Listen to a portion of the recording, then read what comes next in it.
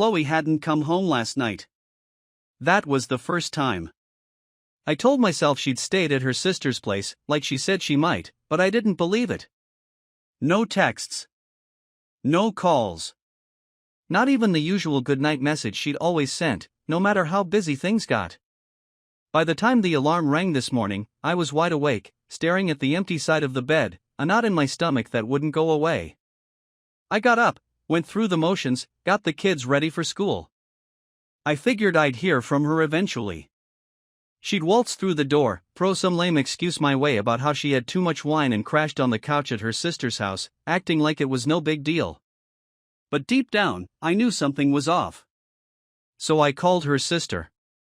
"You're looking for Chloe?" The pause that followed told me everything. "She's not here, Eric. I haven't seen her in days." I didn't bother responding. Just hung up the phone and sat there for a good minute, staring at the wall, trying to calm the rising anger before it boiled over. There's a moment where you know. You don't want to, but it hits you like a punch to the gut. That was my moment. By noon, I decided I wasn't going to sit around waiting for more lies. Chloe might have been keeping secrets, but I'd find out what she was up to.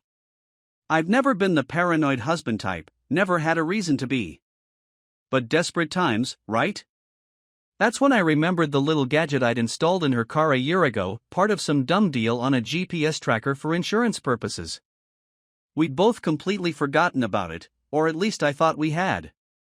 I wasn't proud of it, but I logged into the app to check her last known location. It wasn't anywhere near her sister's place. No. Chloe was across town, parked at a fancy hotel.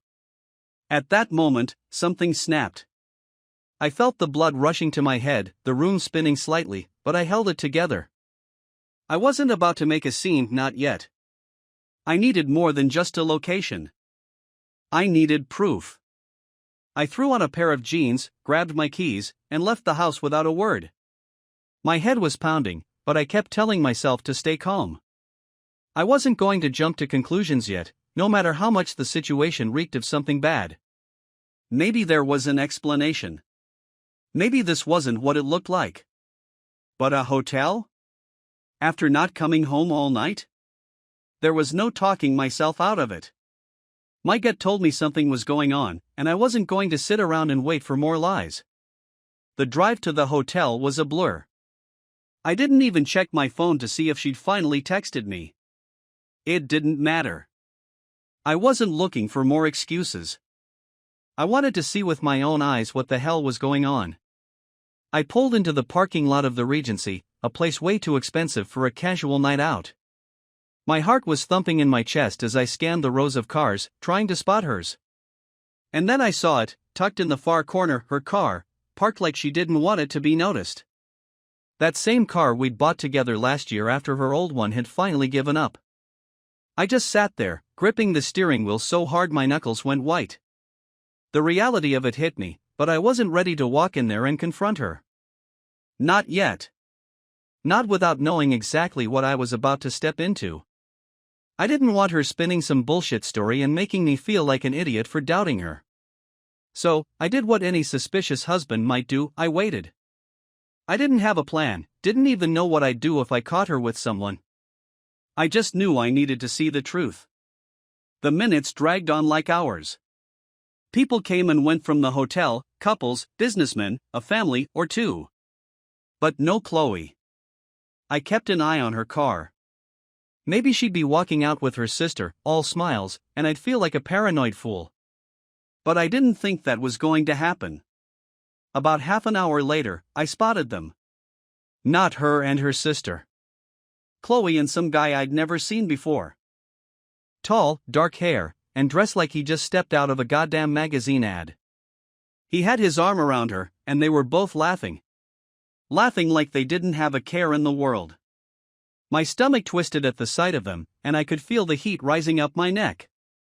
They were so damn casual, like they hadn't just spent the night together in a hotel. Like everything was perfectly normal. She didn't look like the woman I'd married. This wasn't the Chloe I knew, the one who used to blush just from holding my hand in public. I wanted to jump out of the car, march up to them, and demand an explanation right then and there. But I didn't. I stayed glued to my seat, watching them as they walked toward the parking lot. She didn't see me. Hell, she didn't even bother looking around to check if someone might catch her. That's how comfortable she was. That's how much she didn't care. They stopped by her car, and that's when it happened. He leaned in and kissed her.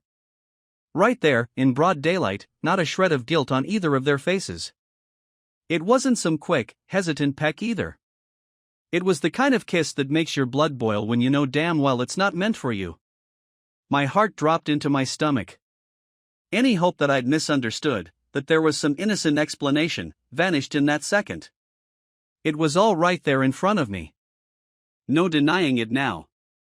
Chloe was cheating on me. I felt sick. Physically sick.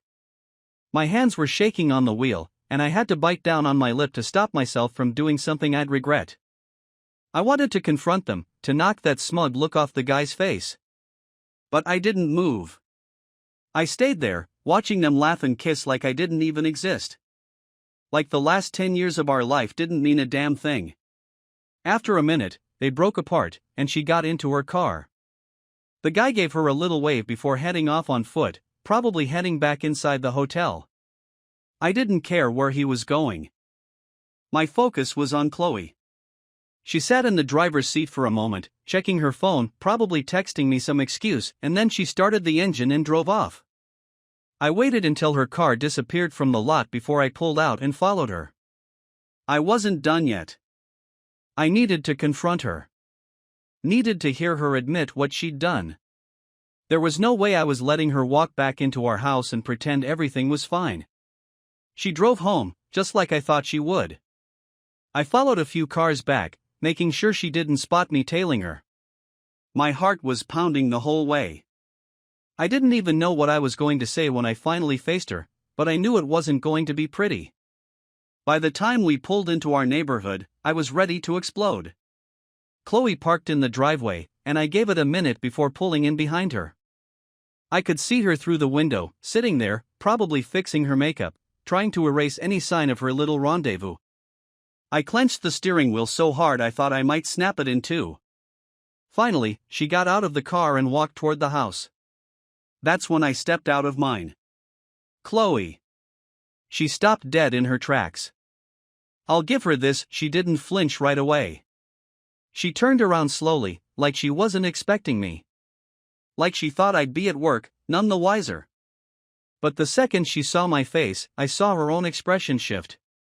The color drained from her cheeks, and her eyes widened just a fraction. "Eric, what are you doing here?" Her voice was too casual, too calm, like she hadn't just spent the night with another man. I didn't answer her right away. I just stared at her, taking in the sight of my wife standing there, trying to act like nothing was wrong. She'd cleaned herself up, looked as if she'd spent the night at some spa retreat, not a hotel bed with some stranger. "Where were you last night?" I asked, my voice low but steady. She hesitated. It was quick, but I saw it. She opened her mouth, closed it again, like she was scrambling to come up with something believable. I told you. I was at my sister's." "You weren't at your sister's," I snapped, stepping toward her. "I called her. She hasn't seen you in days." Her face flushed red, and she looked away, glancing at the ground like a guilty kid caught sneaking out past curfew. I could see the gears turning in her head, trying to figure out her next move. Lie some more? Tell me half the truth? Or maybe just admit what she knew I'd already figured out. "Eric, she started, but I cut her off. "I saw you, Chloe. At the hotel. I followed you." The words came out sharp, and I could see her whole body tense up. "You're not going to stand here and lie to my face." She blinked, took a step back like she couldn't believe what I was saying.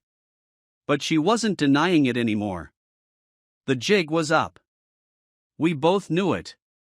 "I can explain," she said, her voice quieter now, almost pleading. I laughed, but it wasn't out of humor. It was the kind of laugh that comes from pure disbelief at how ridiculous everything has become. Oh yeah? You gonna explain how kissing some guy outside a hotel is just a misunderstanding? Her mouth opened, but no sound came out. She had nothing. No defense, no story to cover up what she'd done. It was all there in the open now, and there was no spinning it. She'd been caught, and she knew it. Who is he? I demanded. How long has this been going on? Eric, please, just let me explain. Then explain. I shouted, stepping closer. Because I'm dying to know why the hell my wife is sneaking around behind my back like this. Chloe flinched at my words, but she didn't run. She stood there, looking like she was about to crumble under the weight of what she'd done. Chloe took a deep breath, but I wasn't interested in her centering herself like this was some therapy session. I wanted answers. Right now. She opened her mouth, but I wasn't going to stand there and listen to a bunch of bullshit. Don't, I warned. Don't you even try to tell me some story about how this isn't what it looks like. Don't you dare stand here and insult my intelligence. Her eyes darted around, like she was looking for a way out, but we were in our driveway. Nowhere to run. Just me, her, and the truth hanging between us. She swallowed hard, and I could see her shoulders slump as the weight of the situation hit her. She couldn't lie her way out of this one. I wasn't going to lie, she said quietly, her voice trembling. Well, that's a fucking start, I snapped back. Who is he? Her eyes were fixed on the ground now, her voice barely above a whisper. His name's Adam. Adam, I repeated, feeling the name sting. How long has this been going on? Chloe didn't answer right away. She hesitated, and that hesitation told me everything. It wasn't just a one-time thing. This wasn't some mistake she'd made in the heat of the moment. This was something else, something much bigger. How long? I asked again, this time louder, more forceful. Don't make me ask again. About 6 months, she finally said, her voice cracking. I just stared at her, trying to process what she'd just said. 6 months. 6 fucking months she'd been sneaking around behind my back, playing house with some other guy. I felt like I'd been punched in the gut, the air knocked right out of me. 6 months, I repeated, more to myself than to her. It was like I needed to say it out loud to make it real, to let it sink in. Jesus Christ, Chloe. She didn't say anything. She just stood there, looking small and pathetic, like she was the victim in all of this. But she wasn't. I was. I was the one who'd been lied to, the one who'd been made a fool of. Why? I asked, my voice barely holding steady now. Why, Chloe? Her eyes filled with tears, but I didn't give a damn. She could cry all she wanted. I wasn't in the mood for sympathy. Not now. I don't know, she whispered. That's not good enough, I growled. You don't get to stand here and tell me I don't know. You've been lying to me for months, sneaking around, cheating on me, and you don't know why? I'm sorry, she said, her voice breaking. Sorry? I laughed again, the sound bitter and cold. You're sorry? You're sorry you got caught, Chloe. That's what this is. No, she protested, stepping forward. I didn't mean for this to happen. I didn't want this. Bullshit. I shot back, stepping toward her. You didn't mean for this to happen? Then what the hell were you doing in a hotel with him? What the hell were you doing sneaking around behind my back for 6 months? Her tears were flowing freely now, but they didn't move me. If anything, they made me angrier. She was crying like she was the one who'd been hurt, like she was the one who'd been wronged. I was lonely, she finally said, her voice shaking. I felt so lonely, Eric. You've been so busy with work and the kids, and I don't know. I needed something. Something, I repeated, shaking my head. You needed something. And instead of coming to me, instead of talking to me like a fucking adult, you ran off and found someone else to keep you company. Is that it? She nodded, wiping at her tears with the back of her hand. I'm sorry, she whispered again. I didn't mean for it to go this far. I didn't want to hurt you. Well, congratulations, I said coldly. You fucking nailed it. I turned away from her, running a hand through my hair, trying to keep my cool. I wanted to scream, to break something, to punch a hole in the goddamn wall. But I couldn't. Not yet. I needed to stay in control. I needed to keep my head clear, because this was far from over. So, what's your plan now? I asked, turning back to face her. You going to keep seeing him? You going to keep sneaking off to hotels and pretending like you're going to your sister's? Chloe shook her head quickly, her eyes wide. No. No, it's over. I ended it. Right, I said, crossing my arms. You ended it. Today? Yesterday? When, exactly? Last night, she said, her voice trembling. That's why I didn't come home. I was breaking it off. And you expect me to believe that? I asked, narrowing my eyes at her. You expect me to believe that after 6 months of lying to me, you suddenly grew a conscience and decided to end things? She didn't answer, but I could see the guilt written all over her face. She hadn't ended anything. Not really. This wasn't over. Not by a long shot. You've been lying to me for half a year, Chloe, I said, my voice low and dangerous. How the hell am I supposed to believe anything you say now? I'm telling the truth, she cried, stepping closer to me, reaching out to touch my arm.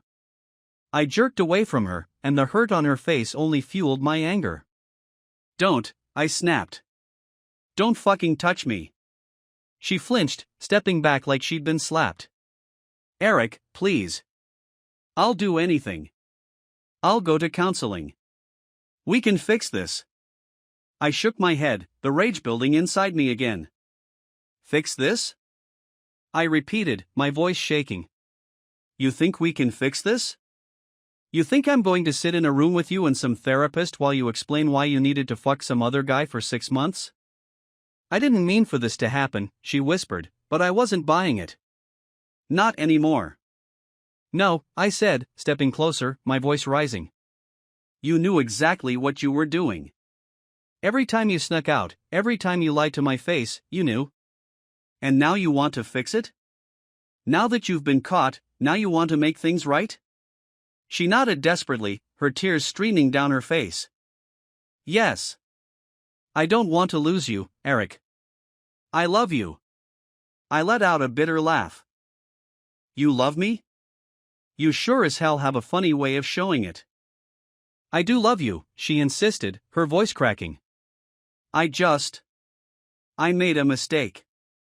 A mistake, I repeated, my voice dripping with sarcasm. You've been making the same mistake for 6 months, Chloe. That's not a mistake. That's a choice. She didn't have an answer for that. She just stood there, staring at me with those tear-filled eyes, like she expected me to feel sorry for her. Like she expected me to forgive her. But I couldn't. Not this time. You need to go, I said quietly, turning away from her. Get out. Eric, please, she begged, her voice shaking. Don't do this. Let's talk about it. Please. I didn't even look at her. I couldn't. If I did, I wasn't sure what I'd do. I was too angry, too hurt. I needed space, and I needed her out of my sight. Get out, Chloe, I said again, louder this time. I don't want to see you right now. She didn't move at first. She just stood there, frozen, like she couldn't believe what was happening. But after a moment, she nodded, wiping at her face with her hands. I'll go, she whispered, her voice breaking. But please, we need to talk about this. Not now, I said coldly, still not looking at her. Just leave. I heard her footsteps retreat, and then the sound of the door closing behind her. I stood there for a long time, staring at the spot where she'd been standing, my mind racing, my heart pounding. She was gone, but the weight of everything she'd done was still crushing me. 6 months. 6 fucking months of lying, of sneaking around, of making me feel like an idiot. And for what? Some asshole named Adam? I stood in the living room, staring at nothing. The silence of the house was suffocating, but I couldn't bring myself to move. The door had barely shut behind Chloe, but it already felt like she'd left for good. I wanted her gone, but I had no idea what the hell I was supposed to do now. My head was spinning, trying to make sense of it all. 6 months. 6 months of her lying to me, sneaking off with this guy, Adam. Adam. Who the hell was this guy? Did I know him? Was he someone she'd met at work? One of those work friends she mentioned but never brought around?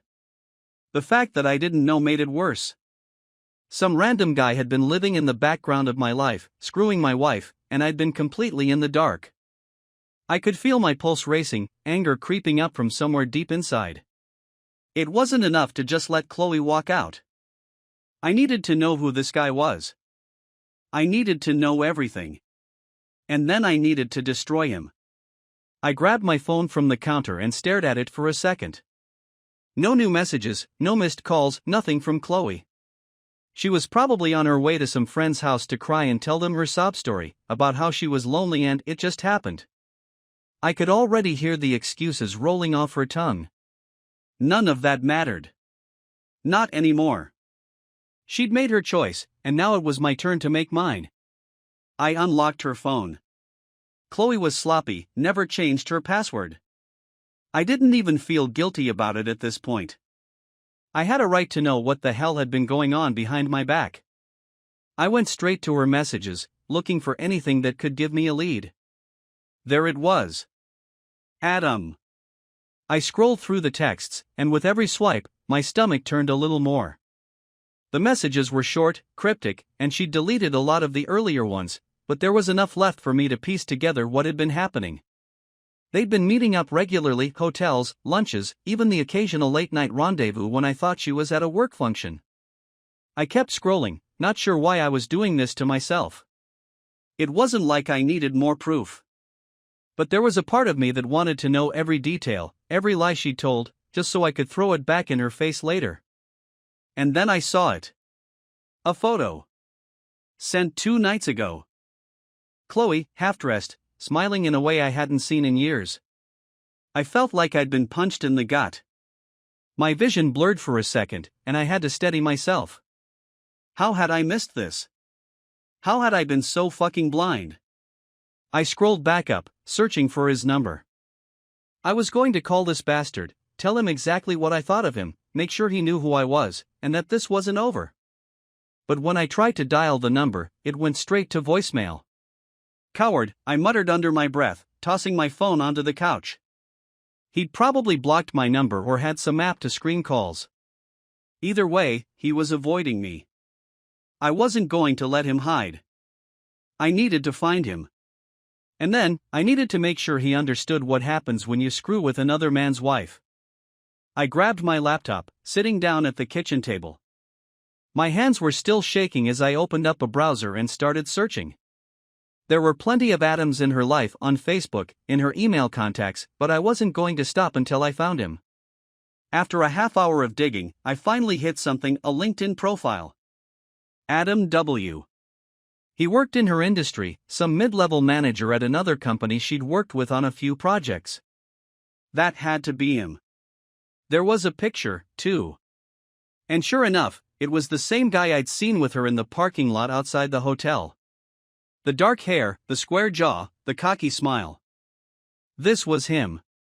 The guy who thought he could just slide into my life and take what was mine. I stared at his smug face for a long time. I could feel the anger bubbling up again, and this time, I wasn't going to sit around and stew in it. No, I had to do something. This wasn't just about Chloe anymore. This was about making sure Adam understood that his life was about to get a lot more complicated. I pulled out my phone again, this time searching for a private investigator. I wasn't going to do anything stupid like confront him in person. Not yet, at least. I needed dirt on this guy, something that could ruin him, his career, his reputation, whatever. The investigator picked up after a few rings. I need to find out everything about someone, I said, trying to keep my voice steady. Personal life, work life, everything. Sure, the voice on the other end replied casually, like this was just another Tuesday for him. What's the name? Adam W. I'll send you his profile, I said, typing it into a text and hitting send. I want to know everything. No problem, the PI said. Give me a few days, and I'll get back to you with what I find. I hung up the phone, feeling a little bit of the tension release from my chest.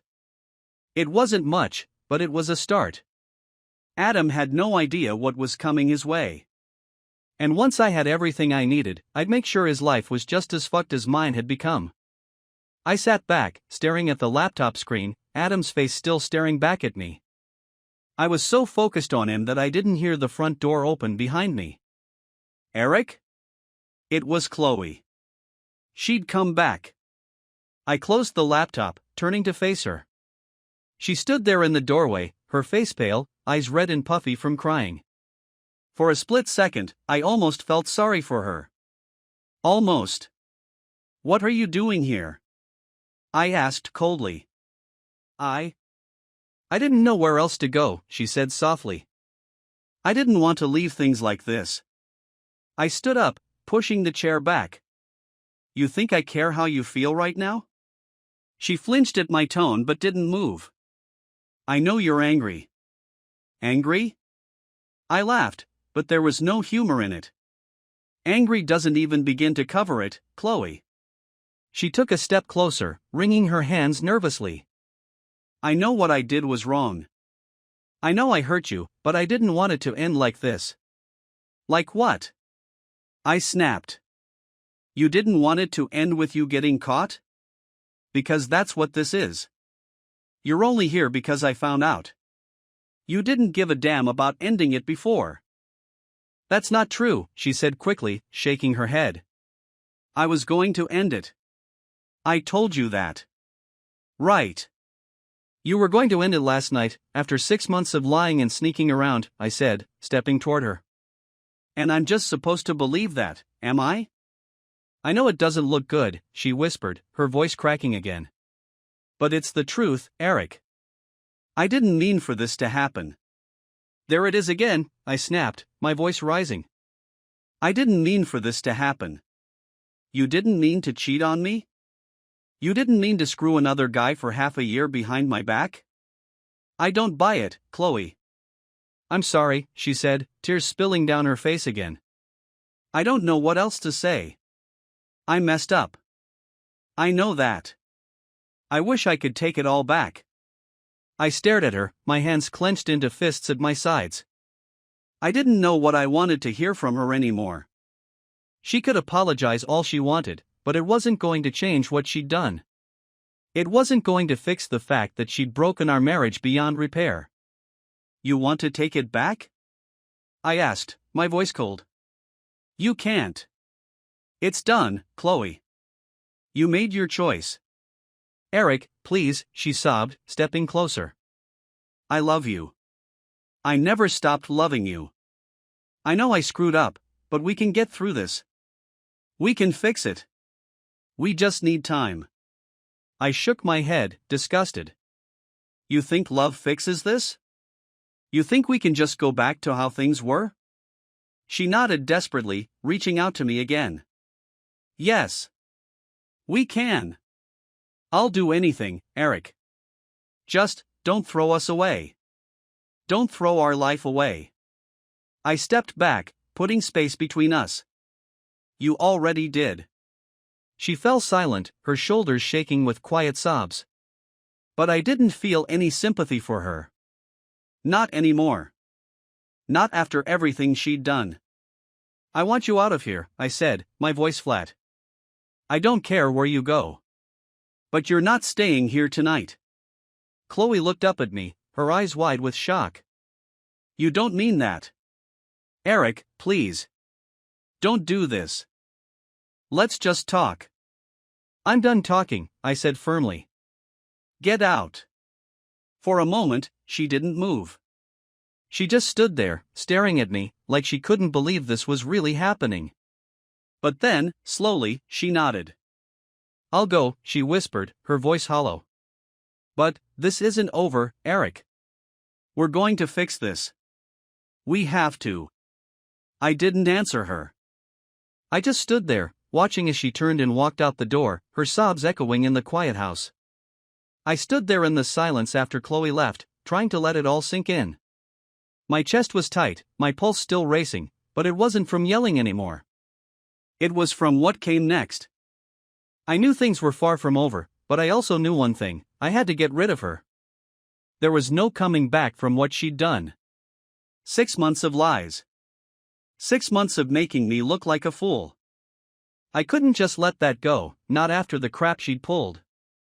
For the next few minutes, I paced the house, trying to think. My mind raced through a dozen different scenarios of what to do next. Should I start with the divorce papers? Should I wait? The urge to burn her world to the ground was strong, but I didn't want to screw it up by rushing. I needed to be smart about it, calculated. If she was going to pay for this, it had to hurt her as much as possible. My phone buzzed on the table, jolting me out of my thoughts. I grabbed it, half expecting some pathetic follow-up message from Chloe, begging for another chance. But it wasn't her. It was a notification, an email from the private investigator I'd contacted. That was fast. I opened the email, and what I saw nearly made me drop the phone. Adam W. wasn't just some random guy from her work. He was married. Married with kids, no less. His wife's name was Emily, and they lived about 30 minutes away, in one of those fancy gated communities. The PI had already dug up enough dirt on Adam to fill a damn novel, photos of him and Chloe together, phone records, the works. But what really caught my eye was a message attached to the report: "Want to make this personal? Call his wife." I sat down, my hands shaking as I processed everything. Adam wasn't just cheating with Chloe. He was lying to his wife and kids, just like Chloe had been lying to me. My first instinct was to call Emily right away, to blow his whole world apart just like mine had been. But I stopped myself.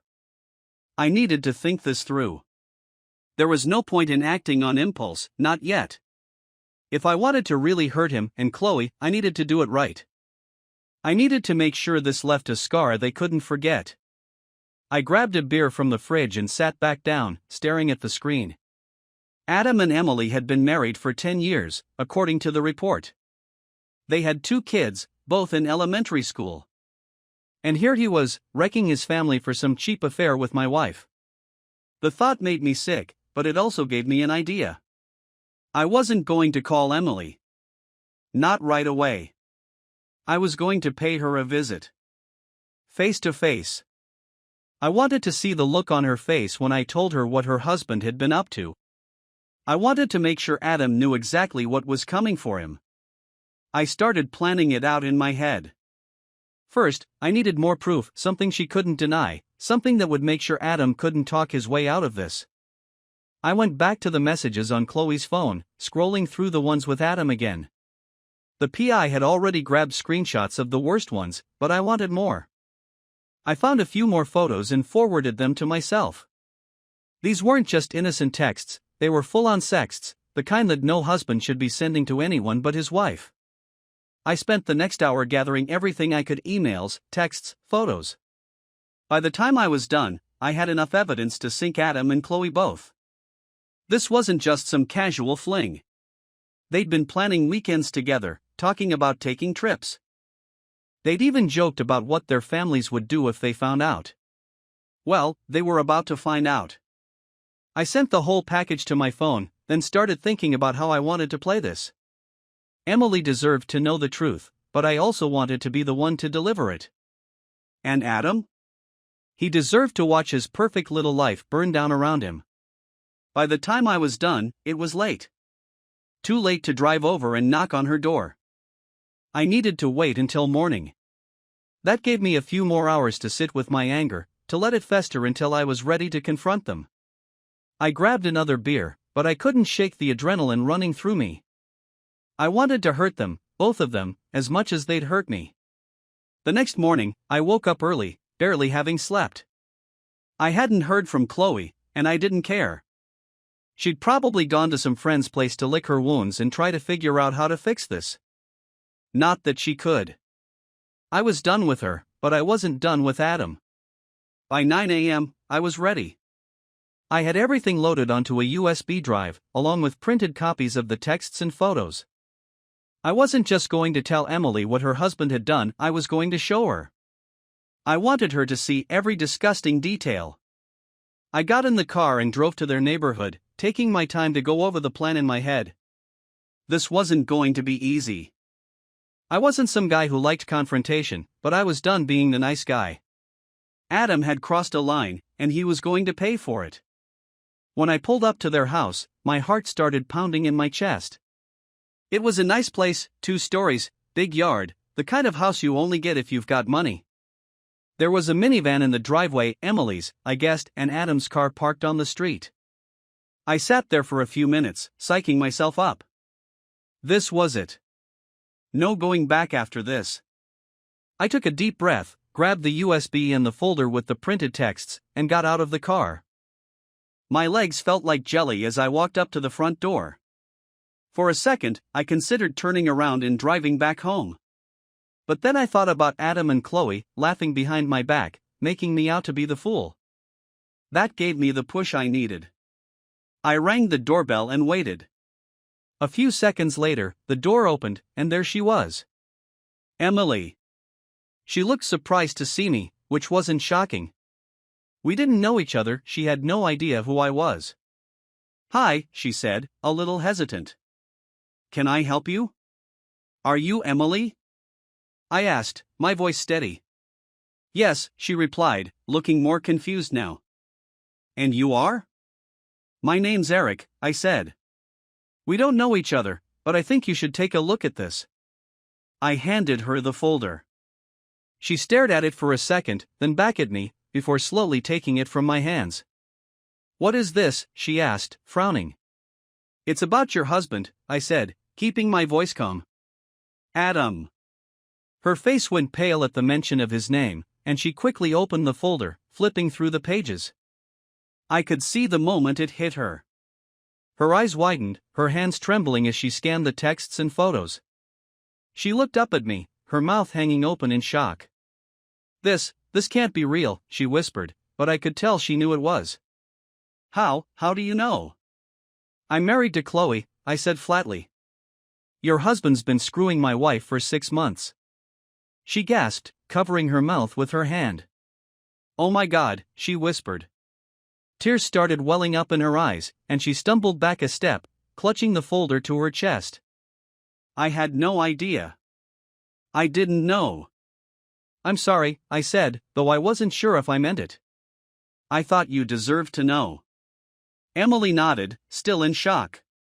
She flipped through the pages again, as if hoping that somehow, they'd change. But they didn't. It was all right there, in black and white, and there was no denying it. Her husband was a cheater.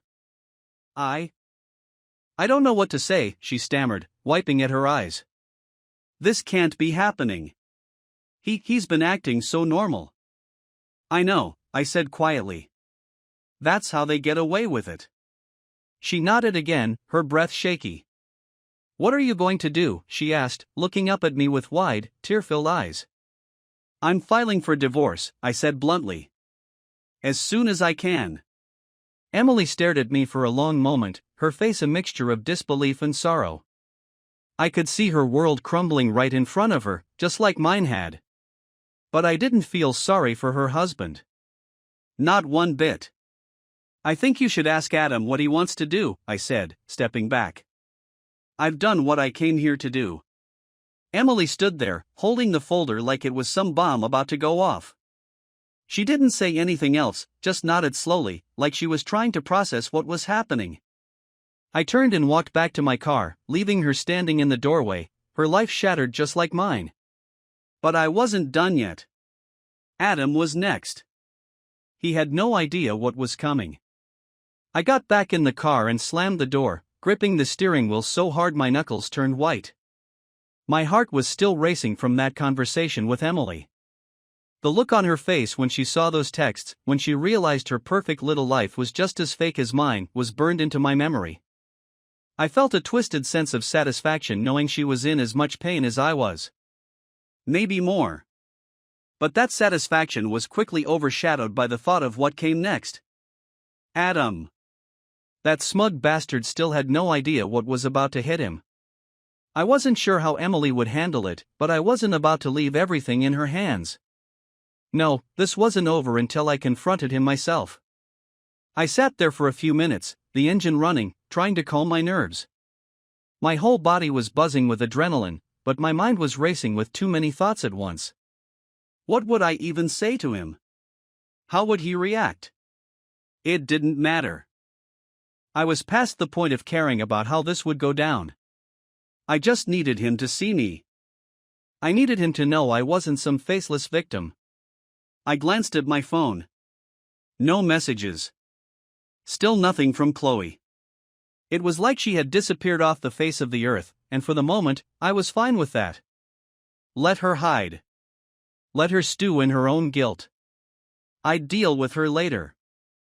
I pulled out of Emily's driveway and started heading in the direction of Adam's office. The PI had given me more than just personal details about his home life, he'd given me everything I needed to track him down. I knew where he worked, where he liked to grab lunch, even the route he took home every day. It felt a little sick, knowing I had more information about this guy than I'd ever cared to have. But right now, I needed it. As I drove, I played out the confrontation in my head. Maybe I'd catch him off guard, scare the hell out of him. Maybe I'd go for something more direct, call him out in front of his coworkers, humiliate him the way he'd humiliated me. There was something satisfying about the idea of watching him squirm in public. But I didn't have a real plan yet. I just knew I wanted to see him sweat. After about 15 minutes, I pulled up outside the office building where Adam worked.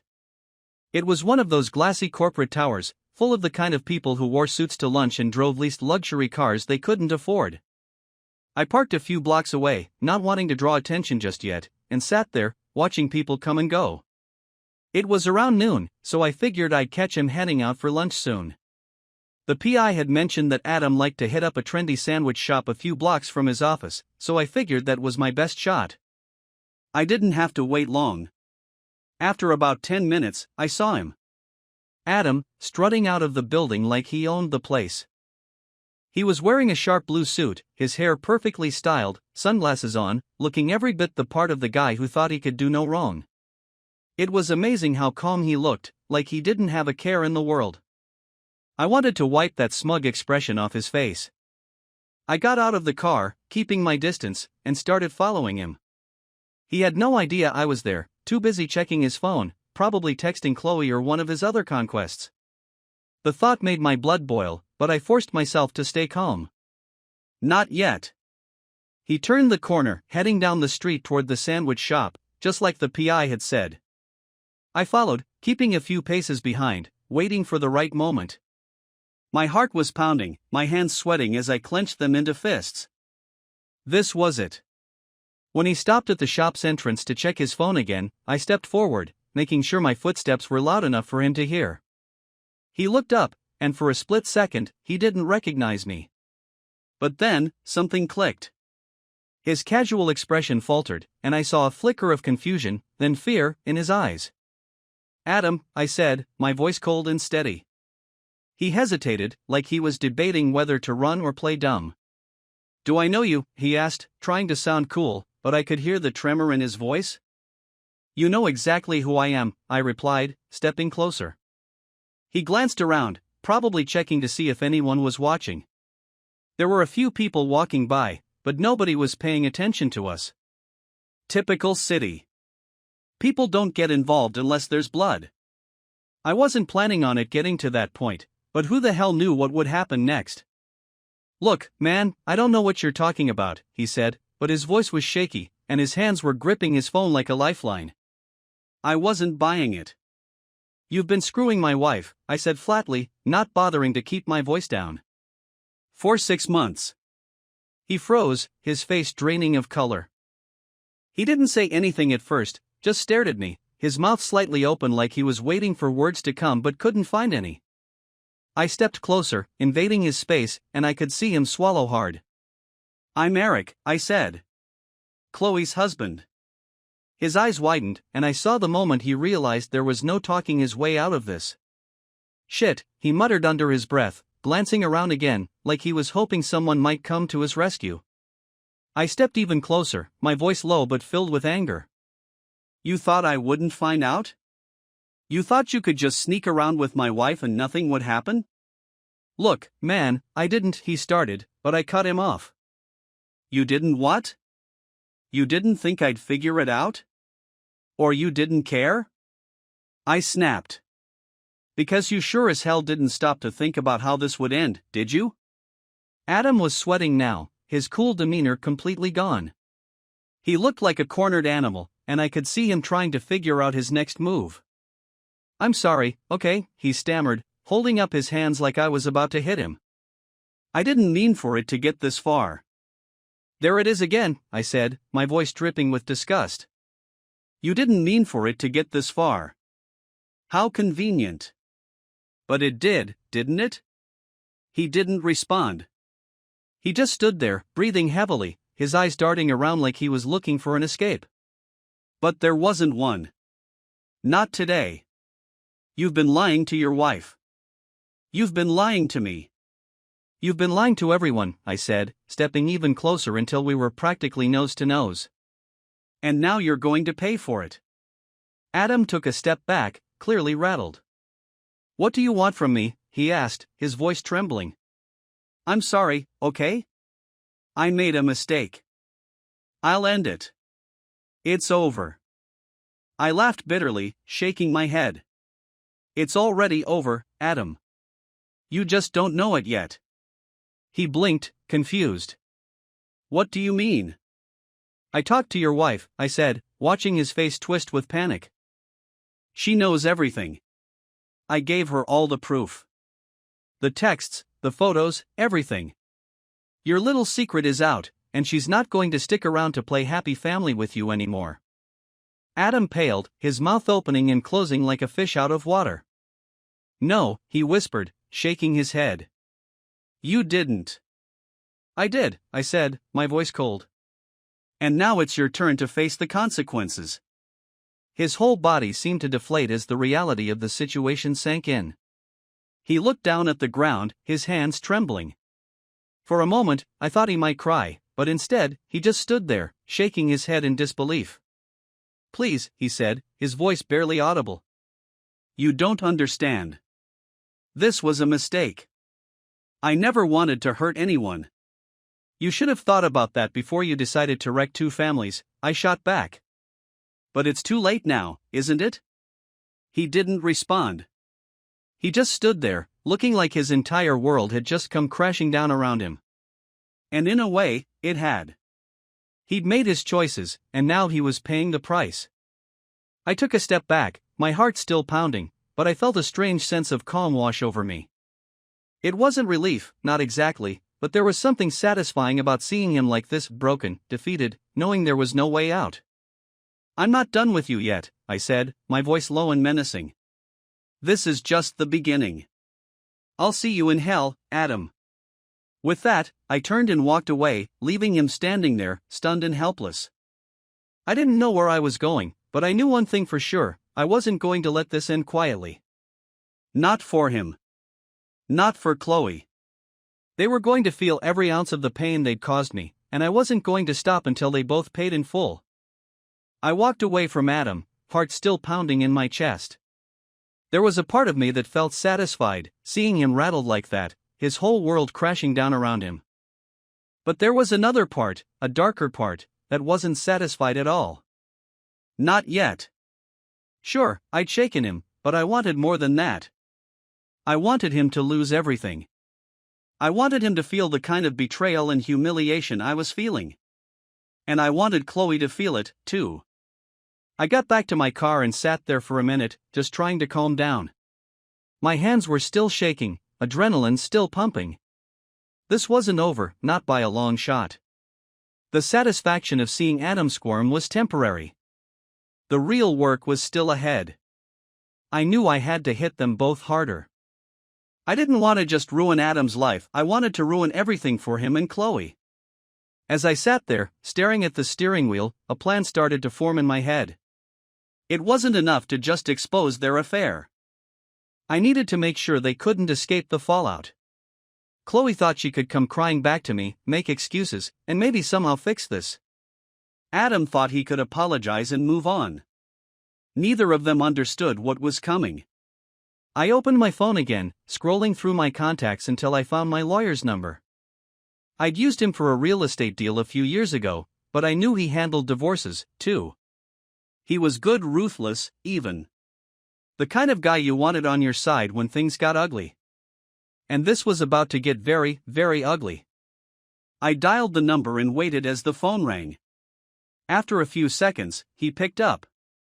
"Eric," he said, his voice crisp and professional. "What can I do for you?" "I need to file for divorce," I said flatly. "And I need to do it fast." There was a brief pause on the other end of the line. "All right," he said slowly. "Do you have any specific concerns I should be aware of? Custody? Assets?" "Yeah," I said, taking a deep breath. "My wife's been cheating on me. For 6 months." He let out a low whistle. "That complicates things. Do you have proof?" "I've got everything," I replied. "Texts, photos, phone records." "And the guy she's been cheating with?" "He's married, too. I've already talked to his wife." "Jesus," he muttered. "All right, then. I'll need you to come in and sign some paperwork, and we can get the ball rolling. If you've got that kind of proof, we can push for an aggressive settlement. You can take her to the cleaners if that's what you want." "That's exactly what I want," I said, my voice cold. "I want her out of my life, and I want to make sure she pays for what she's done." "We'll get it done," he said confidently. "Come by my office this afternoon, and we'll get started." I hung up, feeling a sense of resolve settle over me. The first step was in motion. Chloe was going to lose everything: her marriage, her home, her stability. She was going to feel the full weight of what she'd done. And it wasn't just about the divorce. I wanted to make sure there was no going back for her, no chance to recover from this. But that was just part of the plan. There was still Adam. He might have been shaken today, but I knew he'd try to worm his way out of it. Guys like him always did. They'd make excuses, try to play the victim, hope that everyone would forget about what they'd done after a while. That wasn't going to happen. I sat there for a minute, thinking about what to do next. I already had the evidence to ruin Adam professionally. The PI had dug up enough dirt to make sure his reputation was shot. But I needed to make sure it stuck. If I went after him the right way, he wouldn't just lose his marriage, he'd lose his career, his friends, everything he'd worked for. I opened my laptop, scrolling through Adam's LinkedIn profile. He worked for a big consulting firm, the kind of place that prided itself on professionalism and integrity. Well, I was about to make sure they knew exactly what kind of guy they had on their payroll. I pulled up the photos and texts I collected, the ones that showed Adam and Chloe in various compromising positions. Then I drafted an email. I didn't bother being subtle. I addressed it to Adam's boss, along with a few other senior people at the company, and attached all the evidence. "Thought you should know what one of your employees has been up to," I wrote, keeping the message short and to the point. "Adam W. has been carrying on an affair with my wife for the past 6 months. I've attached proof for your reference." I thought a company that values integrity should be aware of the kind of behavior its employees engage in. I hit send before I could second-guess myself. There. Now it was done. If the company had any standards, Adam was screwed. If nothing else, they'd have to investigate. And once that happened, his career would be over. I sat back, feeling a small flicker of satisfaction. But it wasn't enough. Not yet. I wasn't done with either of them. After I'd sent the email, I decided to pay a visit to a few people who mattered. Chloe had always kept herself busy with her social life, book clubs, volunteering, PTA meetings, you name it. She'd built up this image of being the perfect suburban wife, the one who could juggle everything without breaking a sweat. It made me sick now, thinking about how much of a facade it all was. All those times I'd gone along with it, smiling and playing the role of supportive husband while she was out there cheating on me. Well, her little social circle was about to find out what she'd really been up to. I knew where her friends lived, and I knew exactly who to talk to. Her closest friend, Sarah, lived a few streets over. They'd been tight for years, always hanging out, planning girls' nights, organizing school events. Sarah was one of those women who loved gossip, always at the center of everything. If I told her what Chloe had done, it wouldn't take long for the rest of the neighborhood to find out. I drove over to Sarah's house, rehearsing what I was going to say in my head. I didn't need to be emotional about it. I just needed to tell her the truth, plain and simple. And once she knew, the rest would take care of itself. I knocked on the door, and Sarah answered a few seconds later. She looked surprised to see me, but she smiled politely. "Eric, hi," she said. "What's up? Everything okay? Can I come in?" I asked, keeping my voice steady. She frowned a little, but she stepped aside, letting me into the house. I could see her kids playing in the living room, the house perfectly neat, like something out of a magazine. It was the kind of life I'd thought Chloe and I had, once upon a time. "Sure, come on in," she said, closing the door behind me. "What's going on?" I didn't waste time. "Chloe's been having an affair," I said bluntly. "For 6 months. I found out yesterday." Sarah's eyes widened, and for a second, I thought she might not believe me. But then she looked away, like she was processing what I'd just said. "Oh my God," she whispered. "I had no idea." Are you sure?" "I've got proof," I said, pulling out my phone. "Texts, photos, all of it." She hesitated, glancing at my phone, but didn't ask to see it. "I can't believe this," she said, her voice shaky. "I mean, I knew things weren't perfect between you two, but I didn't think." "Neither did I said bitterly. "But now I know the truth." Sarah looked down at the floor, clearly uncomfortable. "What are you going to do?" "I've already filed for divorce," I said. "But I thought you should know. You're her best friend. And I know how fast news spreads around here." She nodded slowly, still processing everything. "I'm so sorry, Eric," she said quietly. "I had no idea." "I know," I replied. "I just thought it was time everyone knew what she's really like." Sarah didn't say anything for a moment, just nodded again. I could tell she was already thinking about how this was going to play out in the neighborhood. Chloe's reputation was about to take a serious hit, and there was no way she'd be able to recover from it. I thanked Sarah for her time and left, knowing that the news would spread like wildfire. By tomorrow, everyone Chloe knew would have heard about her affair. She'd be the talk of every PTA meeting, every book club, every neighborhood barbecue. She was about to lose everything: her friends, her reputation, her carefully crafted image. And that was exactly what I wanted. As I drove back home, I felt a grim sense of satisfaction settle over me. I'd taken the first steps. Chloe and Adam were both going to pay for what they'd done. I wasn't sure how long it would take for everything to fall apart, but I knew it was only a matter of time. The wheels were already in motion, and there was no stopping them now. This was just the beginning. The drive home was quiet, the kind of quiet that buzzes in your ears after you've done something you can't take back. I should have felt better, right? I'd exposed Adam to his wife, sent that email to his bosses, and planted the seed of Chloe's affair with her social circle. The pieces were falling into place. But the satisfaction I thought would come never hit. Instead, a heavy numbness settled over me, like I was in the eye of the storm, waiting for the destruction I'd set in motion to come crashing down. I pulled into the driveway, staring at the house. Our house. The place we were supposed to build a life together. Now it felt like a lie, every brick a reminder of what we'd never have again. I wasn't in the mood to go inside, but I didn't have anywhere else to go. Not yet. I hadn't heard from Chloe, but I knew she'd have to come home eventually. She couldn't hide forever.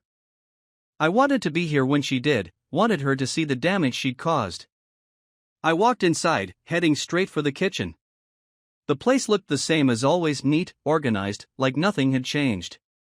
But everything had. I grabbed a beer from the fridge, popped the cap, and leaned against the counter, trying to figure out what came next. The divorce would take time, and Chloe would probably try to fight it.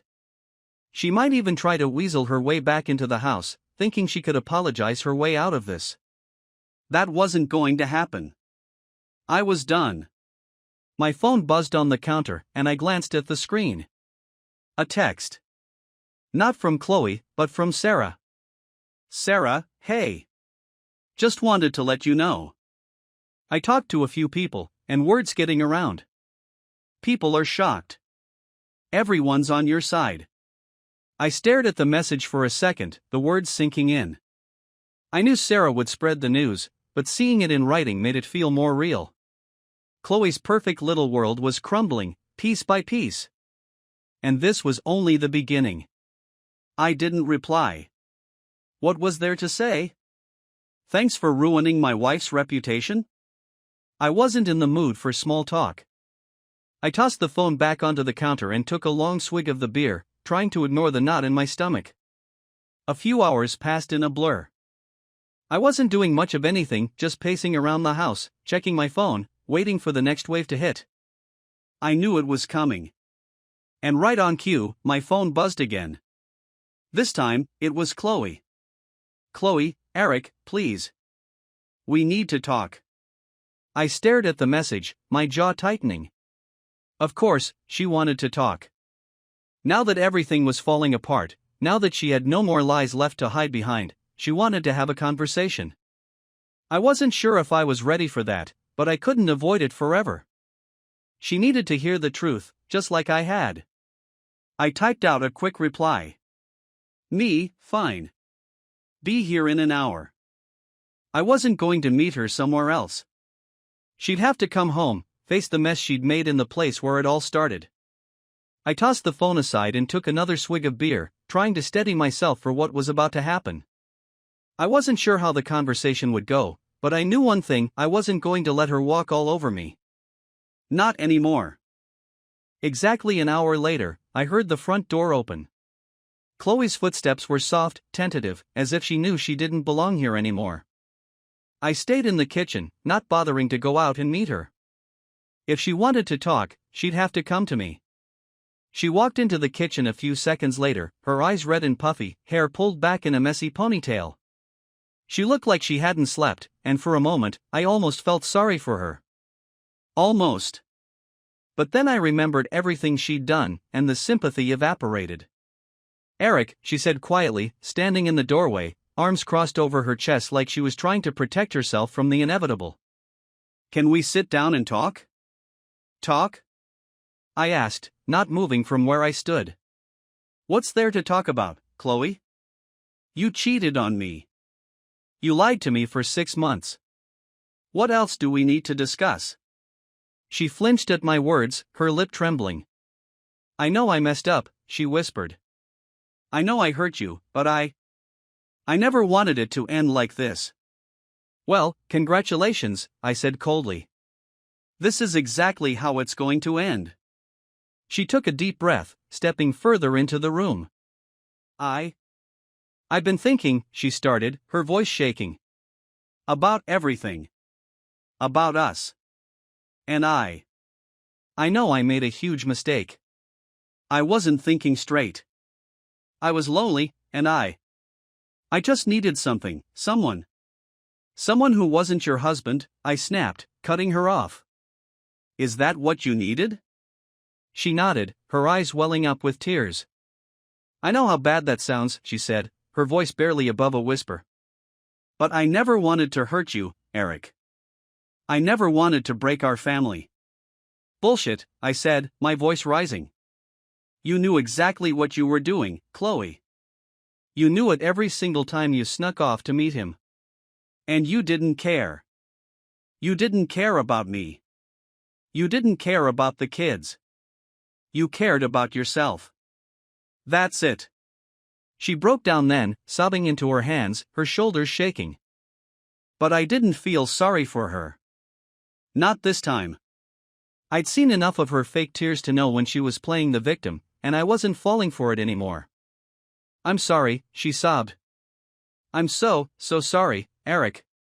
Please. Please don't do this." "Don't do what?" I asked, my voice ice cold. "You think this is all on me now? You think I'm the one ending this?" She didn't answer, just kept crying, her face buried in her hands. It was pathetic. The woman who had lied to me for half a year, standing there, begging for forgiveness. But there was no forgiveness left in me. Not after what she'd done. "I've already filed for divorce," I said flatly. "It's over, Chloe." She froze, her hands dropping to her sides. "What?" she whispered, her voice cracking. You already filed?" "Yeah," I said, my tone matter of fact. "Yesterday." Her face crumpled, and for a second, I thought she might collapse. "No," she whispered. "No, Eric. Please. We can fix this. I'll do anything. Counseling, therapy, whatever it takes.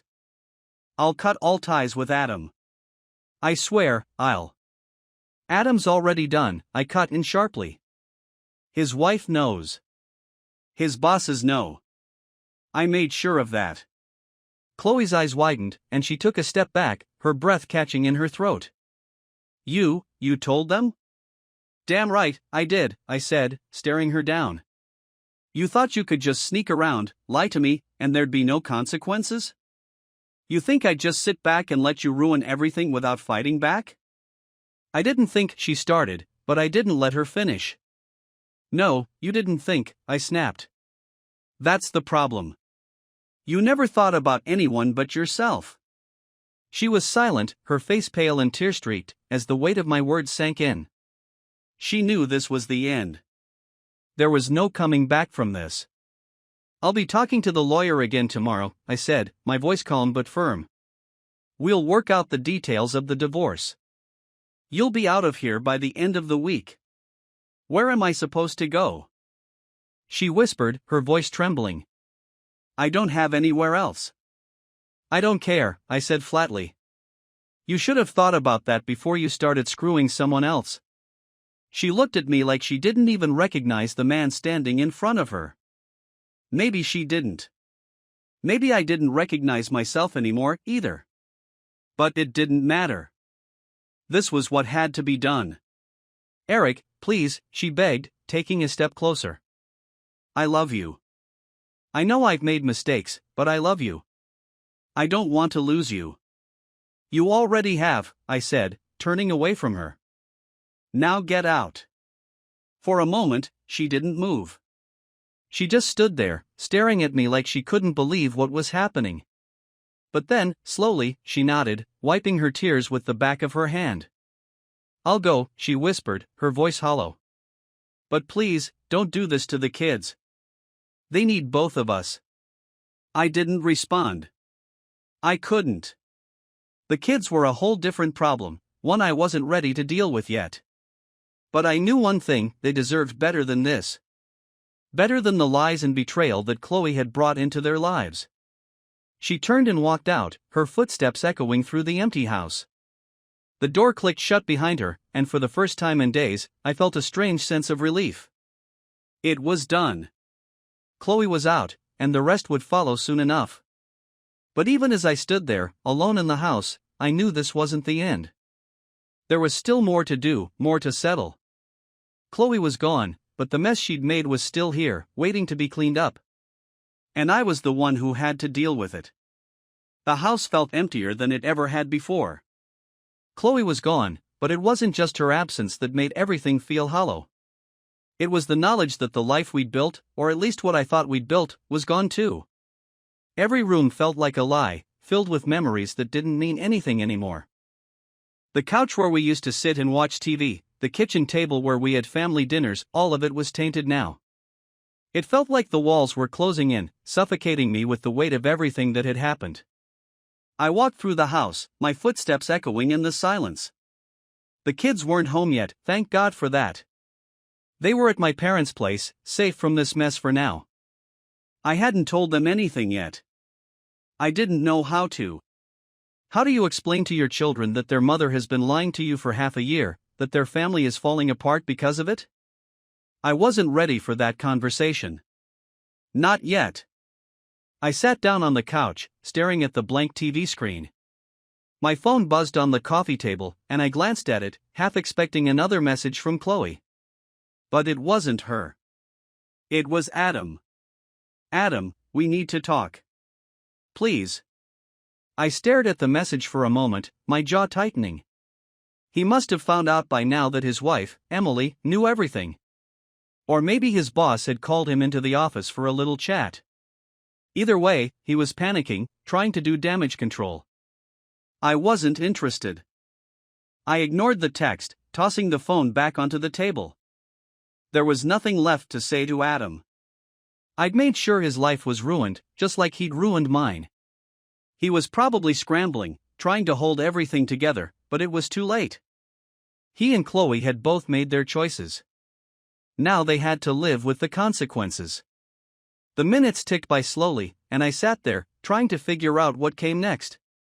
The divorce was in motion, but that was just the legal part. The real mess was still ahead, telling the kids, dealing with the fallout in the neighborhood, watching Chloe try to salvage whatever she could from the wreckage. I wasn't sure how I was going to handle all of it, but I knew one thing: I wasn't going to let her back in. I couldn't. I grabbed my phone again and called my lawyer. He picked up after a few rings, his voice calm and professional as always. Eric, how's it going? Everything all right? Yeah, I said, even though it was a lie.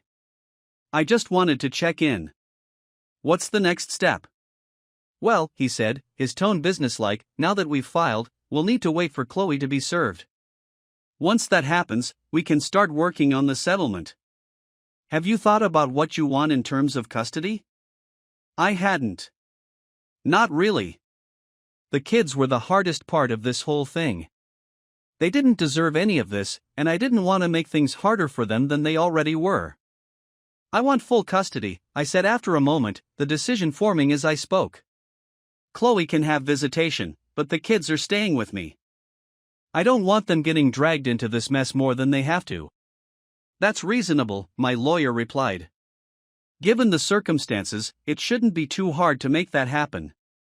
The affair gives you a strong case, especially if we can prove it's affected the stability of the household. It has, I said, the anger rising again as I thought about everything Chloe had done. It's wrecked everything. All right, he said. I'll get started on the custody arrangements. In the meantime, try to keep things civil with Chloe. I know that's easier said than done, but it'll make the process smoother if we can avoid unnecessary drama. I nodded, even though he couldn't see me. Civil, right. That was going to be tough, but I knew he was right. The last thing I needed was more chaos. The kids needed stability, and I had to be the one to give it to them. Thanks, I said, before hanging up the phone. I leaned back on the couch, staring up at the ceiling. Civil, that was going to be a tall order, especially when I couldn't even stand the thought of being in the same room as Chloe right now. But I didn't have a choice. For the kids' sake, I had to keep it together, at least until the divorce was finalized. After that, I could cut her out of my life completely. The front door opened, and I heard the kids come rushing in, their voices loud and excited as they ran into the living room. My parents followed behind them, my mom giving me a worried look as she took in the scene. She didn't know everything yet, but I told her enough to know things were bad. Dad, my daughter, Lily, called out, running over to me. We made cookies at Grandma's. I forced a smile, ruffling her hair as she climbed up onto the couch beside me. That sounds great, sweetheart. Did you save me some? She giggled, nodding. Yeah. Grandma said we could bring them home. My mom gave me a small smile, but I could see the concern in her eyes. She knew something was wrong, even if she didn't know all the details. Eric, she said quietly, leaning in as the kids ran off to the kitchen to grab the cookies. Do you want to talk? I shook my head. Not now, Mom. But thanks. She nodded, giving me a soft pat on the shoulder. All right. Just know I'm here if you need anything. I watched as she and my dad gathered their things, saying goodbye to the kids before heading out. Once the door closed behind them, I was left alone with Lily and Jake, my son. They were both sitting at the kitchen table now, munching on the cookies they'd brought home, blissfully unaware of the storm brewing around them. I sat there for a moment, watching them, wondering how the hell I was going to break the news to them. How do you tell your kids that their mom isn't coming home? That everything they thought was safe and secure is about to be ripped apart? I didn't want to do it, but I couldn't put it off forever. They had to know the truth, and it had to come from me. Taking a deep breath, I stood up and walked over to the kitchen table, pulling out a chair and sitting down across from them. They both looked up at me, their faces bright and happy, and for a second, I almost couldn't do it. But I had to. They deserved to know. Lily, Jake, I said, my voice steady but soft. There's something we need to talk about. They both stopped eating, their eyes wide and curious. Lily tilted her head, her brow furrowing in confusion. What is it, Dad? I swallowed hard, trying to find the right words. You know how Mom's been busy lately? How she hasn't been around as much. They nodded, still watching me intently. Well, I continued, Mom and we've been having some problems. And we've decided that it's best if we live in different houses for a while. Lily's eyes widened, and Jake's face fell. What do you mean? Jake asked, his voice trembling. You're getting a divorce? I nodded slowly. Yes, buddy. We are. Lily's lower lip trembled, and tears filled her eyes. But why? She asked, her voice barely above a whisper. I thought you and Mom loved each other. I felt like I'd been punched in the gut. How do you explain to your kids that love isn't always enough? That sometimes, people do things that can't be forgiven? We do love each other, I said, though the words felt hollow. But sometimes, love isn't enough to fix things. Sometimes, people just grow apart. Jake wiped at his eyes, his jaw clenched. Is it because of us? Did we do something wrong? My heart broke at the question, and I shook my head quickly. No. This isn't your fault. You didn't do anything wrong. This is between me and Mom. It has nothing to do with you guys. We both love you so much, and that's never going to change. Lily sniffled, wiping at her tears with the sleeve of her shirt. But I don't want you to leave, Dad, she whispered. I reached across the table, taking her small hand in mine. I'm not leaving, sweetheart. You'll still see me every day. I promise. She nodded, though I could see the confusion and sadness in her eyes. Jake stayed silent, his hands clenched into fists on the table. We'll get through this, I said quietly, trying to reassure them, though I wasn't sure if I even believed it myself. It's going to be hard for a little while, but we'll figure it out. Together. The rest of the evening passed in a blur of quiet conversations and long silences. The kids were trying to process what I told them, and I was trying to hold it together long enough to get through the night. By the time I tucked them into bed, I felt completely drained, like I'd run a marathon and hit a brick wall at the finish line. I stood in the hallway outside their rooms, leaning against the wall, trying to catch my breath. Everything was unraveling, and there was nothing I could do to stop it. All I could do was keep moving forward, one step at a time, until the dust settled. But I knew one thing for sure, I wasn't going to let Chloe or Adam off the hook. Not yet. Not ever. The next morning hit me like a hammer, the weight of everything still pressing down on me. I barely slept after that conversation with the kids. I lay there, staring at the ceiling, replaying every word they said, hearing Lily's soft sobs echo in my mind. Jake's silence had been even worse. He wasn't a kid who cried easily, but I could see the hurt in his eyes. No amount of reassuring words could fix that, and I hated Chloe even more for putting us in this situation. For what? For some idiot who probably didn't even care about her beyond the thrill of sneaking around. I dragged myself out of bed, knowing I had to keep it together for the kids. I had to get them ready for school, pretend like everything was somewhat normal, even though nothing would ever be normal again. I wasn't about to let them see how much I was struggling to keep it together. They'd already seen enough. The morning routine went by in a blurred: breakfast, lunchboxes, backpacks, a few strained smiles. I walked them to the car and made the drive to school in silence. Lily sat in the back, looking out the window, while Jake stared down at his hands, picking at a loose thread on his hoodie. I could feel the tension in the air, thick and heavy, but none of us knew what to say. What could we say? When I dropped them off, Lily gave me a quick hug before rushing inside. Jake just nodded at me, his face blank, before following his sister. As they disappeared into the school, I felt a pang of guilt in my chest. I'd broken their world, and there was nothing I could do to put it back together. Chloe had started this mess, but I was the one left cleaning it up. I drove back home, the silence in the car almost comforting in a strange way. No more forced smiles, no more pretending everything was fine. I didn't have to hide how pissed off I was, how hurt I felt. I could finally let myself feel it all without worrying about how it would affect the kids. By the time I pulled into the driveway, my phone was buzzing again. I glanced at it and saw another text from Adam. "Adam, Eric, we need to talk. Please, man. This is all a misunderstanding." I let out a bitter laugh. A misunderstanding? That was his angle? He thought he could lie his way out of this, smooth-talk me into letting it slide? It was insulting. The fact that he even had the balls to text me at all pissed me off. I ignored the message, heading inside and making a beeline for the kitchen. The house felt cold, too quiet. I grabbed a cup of coffee and sat down at the kitchen table, staring at the empty seat across from me. That's where Chloe used to sit every morning, sipping her coffee, scrolling through her phone, pretending like everything was fine. Like she wasn't sneaking around with Adam, blowing up our family behind my back.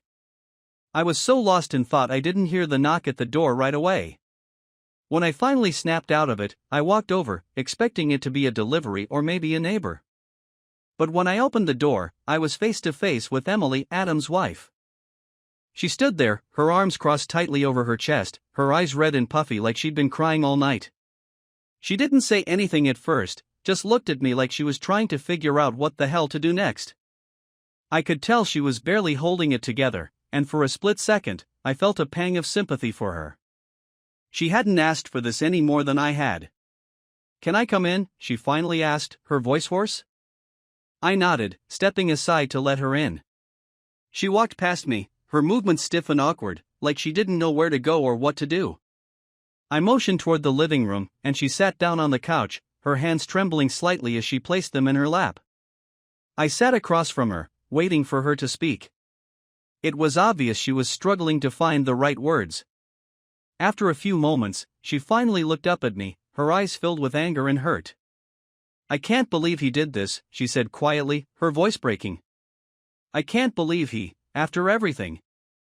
I didn't know what to say, so I just nodded, letting her talk. She needed to get it out, just like I had. "I found the texts last night," she continued, wiping at her eyes. "I confronted him, and he tried to lie. Tried to tell me it was just a misunderstanding, that it wasn't what it looked like." I clenched my jaw, the anger bubbling up inside me again. That same bullshit line he'd texted me. A misunderstanding. These people had no shame. "But I knew," Emily said, her voice growing stronger. "I knew he was lying. I saw the proof. I saw everything. He admitted it, eventually. Said it didn't mean anything. That it was just some stupid fling that got out of hand."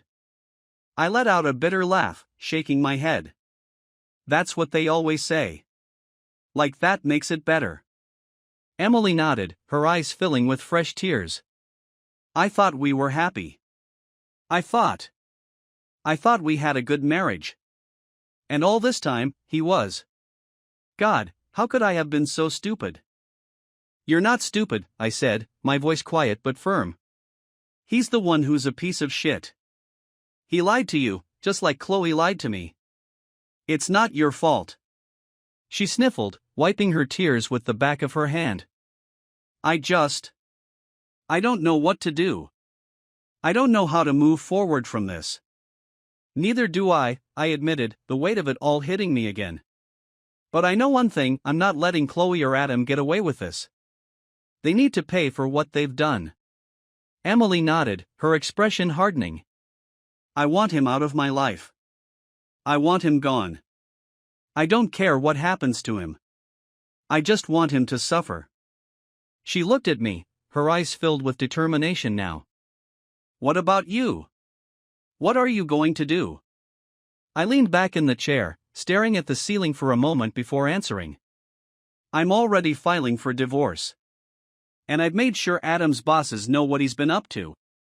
His life is going to fall apart, just like ours did. Emily let out a shaky breath, nodding slowly. Good. He deserves it. They both do. We sat there in silence for a few minutes, the weight of everything hanging between us. Neither of us knew what to say, but it didn't feel awkward. It felt like we were two people stuck in the same storm, trying to figure out how to get out without drowning. After a while, Emily stood up, her face pale but resolute. I should go, she said quietly. Thank you, Eric. For everything. I nodded, standing up to walk her to the door. If you need anything, let me know. She gave me a small, sad smile. Same to you. As she walked out the door, I felt a strange sense of solidarity with her. We were both in this mess together, both trying to pick up the pieces of our shattered lives. But as much as I felt for her, I knew that my focus had to stay on Chloe. I wasn't done with her yet. Not even close.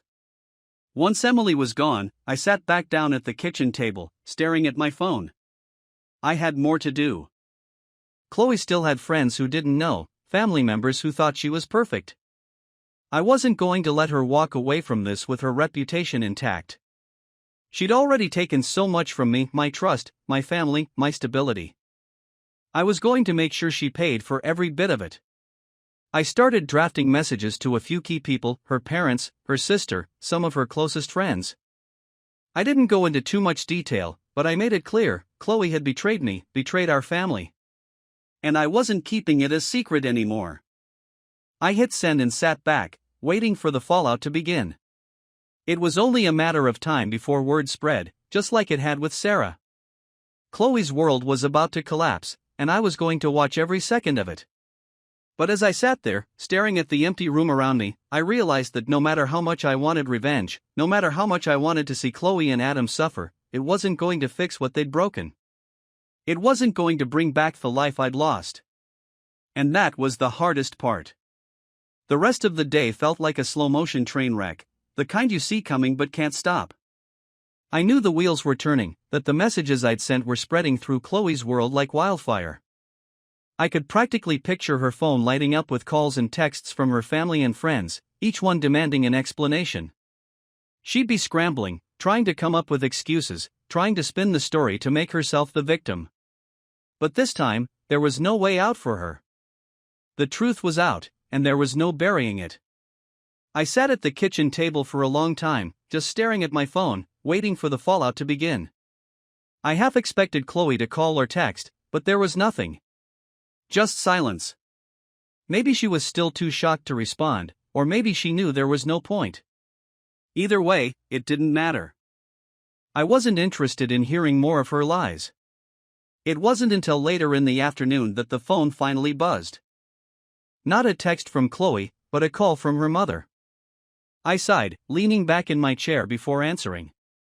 Eric, her mom said, her voice a mixture of concern and confusion. What's going on?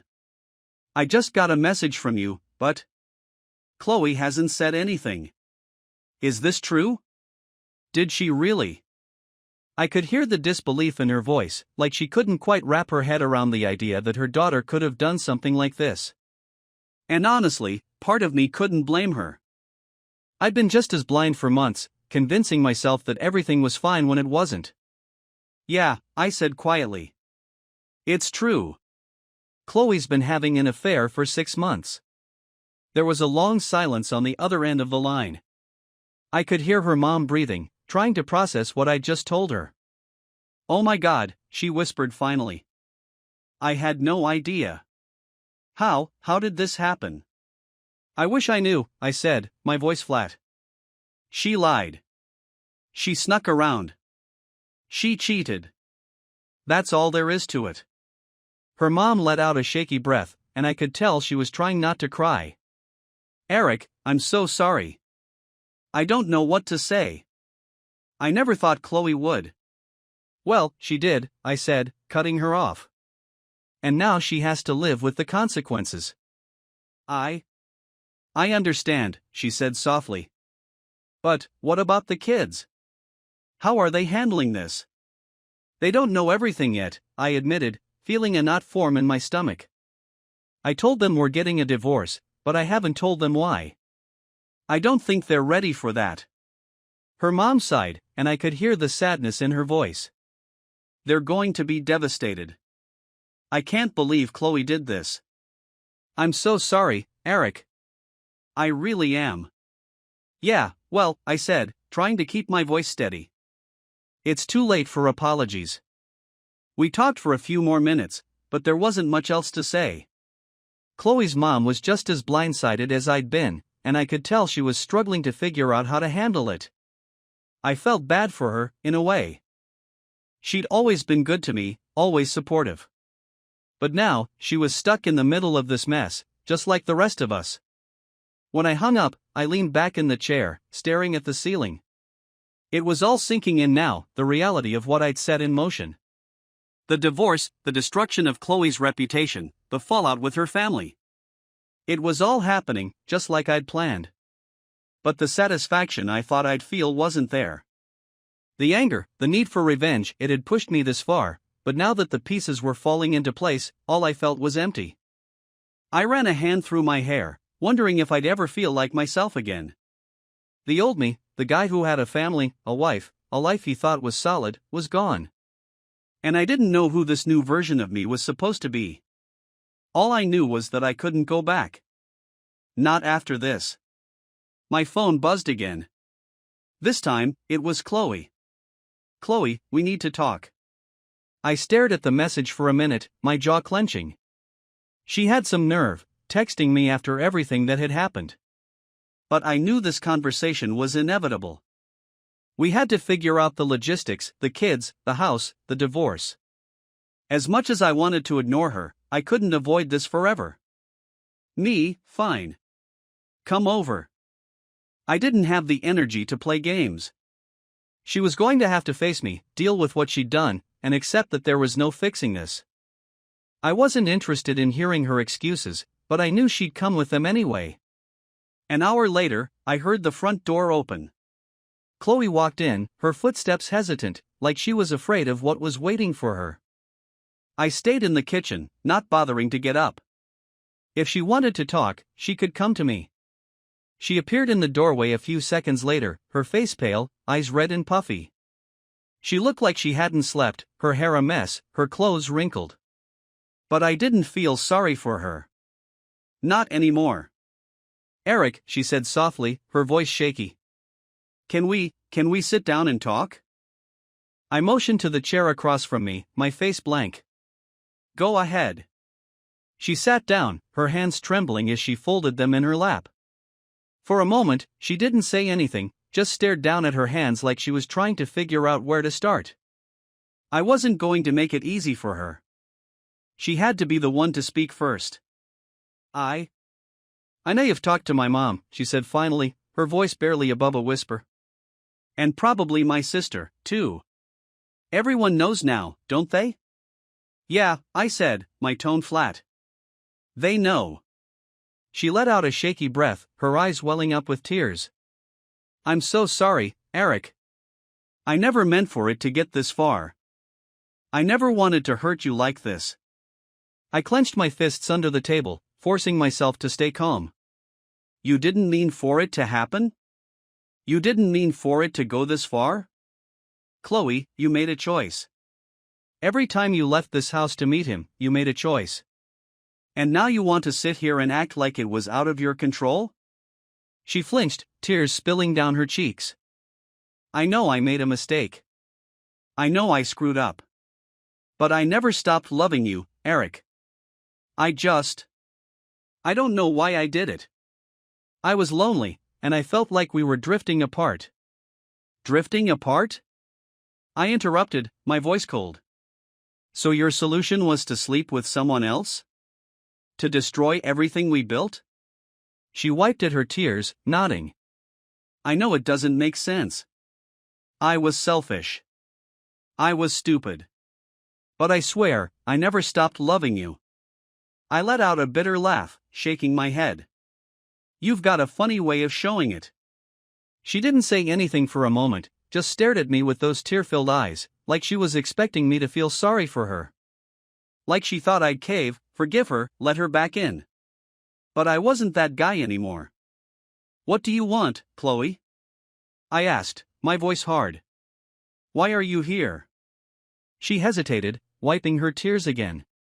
I want us to try and fix this. For the kids. For us. I don't want to lose you, Eric. I don't want to lose our family. I stared at her, disbelief washing over me. She really thought there was still something to fix? That we could just go back to the way things were, like nothing had happened? It's too late, I said, my voice flat. We're done, Chloe. I've already filed for divorce. There's nothing left to fix. She shook her head, her tears flowing freely now. No, please, Eric. We can go to counseling. We can work through this. I'll do anything. I'll cut Adam out of my life. I'll. Stop, I snapped, cutting her off. This isn't about Adam anymore. This is about you. You destroyed this marriage, Chloe. You. And there's no coming back from that. She broke down then, sobbing into her hands, her shoulders shaking. But I didn't feel sorry for her. I felt nothing. I'll get the paperwork ready, I said quietly, standing up from the table. You'll be hearing from my lawyer soon. I walked out of the room, leaving her there, crying at the kitchen table. It was over. Finally, completely over. But as I walked through the house, heading for the door, I realized something. I wasn't angry anymore. I wasn't even hurt. I was just done. Done with her, done with this marriage, done with the lies. I was ready to move on. As I stepped outside, breathing in the cool evening air, I felt a strange sense of relief wash over me. For the first time in a long time, I felt free. Chloe was a chapter in my life, and now, that chapter was closed.